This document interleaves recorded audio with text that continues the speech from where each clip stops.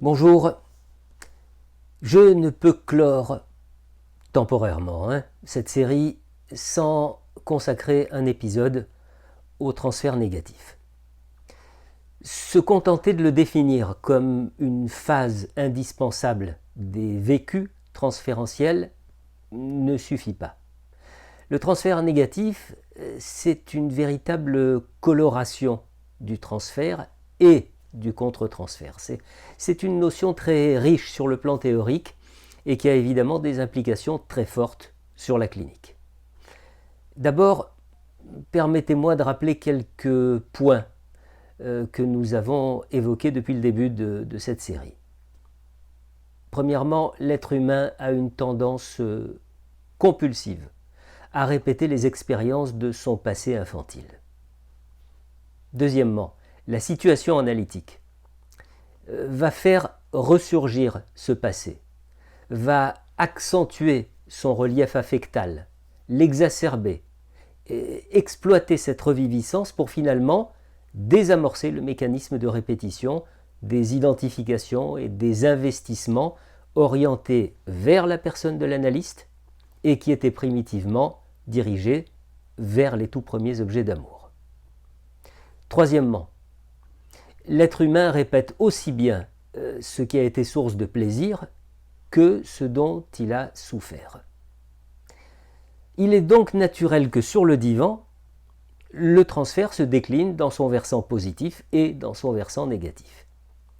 Si l'analyste n'interprète pas systématiquement les manifestations du transfert positif, sauf lorsqu'il s'agit à l'évidence d'une résistance, il s'efforce en revanche de désamorcer le transfert négatif. Ça a été le sujet de l'épisode précédent. Alors tout de suite, une précision importante. Lorsque l'on parle de transfert négatif, il peut s'agir d'un transfert hostile, agressif, haineux, ou bien d'un transfert trop érotique. Je précise trop, parce que érotique, le transfert l'est toujours. Je cite Freud, « Originellement, nous n'avons connu que des objets sexuels. La psychanalyse nous montre que des gens que nous croyons seulement respectés, estimés, peuvent, pour notre inconscient, continuer à être des objets sexuels. » Ces deux facettes du transfert négatif montrent bien toute l'étendue du spectre de la météorologie transférentielle. Du côté négatif, c'est toujours trop d'amour, trop de demandes d'amour, trop d'agressivité à l'égard de l'analyste, à l'égard du cadre, à l'égard de la psychanalyse elle-même. Et c'est ce trop qui peut parfois devenir insupportable, tant pour l'analyste que pour l'analysant. Qui plus est, ce trop possède une quantité de modes d'expression. Par exemple, l'insupportable peut venir d'un trop-plein passionnel. Il peut être aussi perçu par l'analyste comme ce qu'on appelle en médecine un symptôme à bas bruit. Et donc, ça va conduire à quelque chose d'interminable, presque quelque chose d'inerte, parce qu'il n'y a rien, il n'y a ni crête ni creux, juste quelque chose de linéaire. Ou encore, cela peut venir d'une totale inconscience, de part et d'autre, de la négativité du transfert. Inconscience qui va, tout comme dans l'exemple précédent que je viens de citer, conduire à quelque chose d'interminable. Et enfin, il y a ces situations particulières sur lesquelles je voudrais m'arrêter un moment. Je veux évoquer ces situations dans lesquelles il semble ne même pas y avoir transfert. Des situations dans lesquelles on perçoit, j'ai envie de dire, un non-transfert, une non-liaison. Rien ne semble investi. Je trouve alors plutôt pertinente l'hypothèse qui nous réfère à des traumas très précoces, de ces traumas plus physiologiques que psychologiques, de ces traces qui n'ont pas pu être élaborées, n'ont pas pu se mettre en représentation ni en mémoire. Alors certains d'entre vous entendent peut-être que j'évoque là un modèle particulier du trauma, le modèle de la mémoire des cellules. On va avancer sur ce chemin avec de grandes précautions. Pourquoi ? Parce que souvenons-nous qu'un trauma précoce, c'est du brut, c'est du non élaboré. Si l'on veut reconstruire la chose en analyse, cela ne peut se faire qu'à partir des manifestations du trauma dans son après-coup. C'est en effet par l'après-coup et seulement par lui que l'on pourra mettre le trauma en représentation signifiante.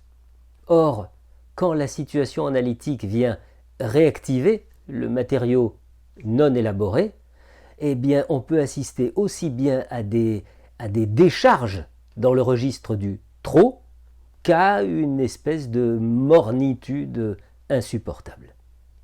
Ce dernier exemple, pour souligner combien il serait profondément réducteur de limiter la description du transfert à ces classiques manifestations érotiques ou hostiles. Parce qu'il est le moteur de toute cure. Élargissons notre vision au spectre entier de ces manifestations, et alors disons que le transfert est positif lorsque l'analyse travaille dans un après-coup qui permet au patient d'élaborer, de signifier, d'affecter, de reconstruire, et il sera dit négatif, ce transfert, lorsque sur son sol, l'infertilité l'emportera.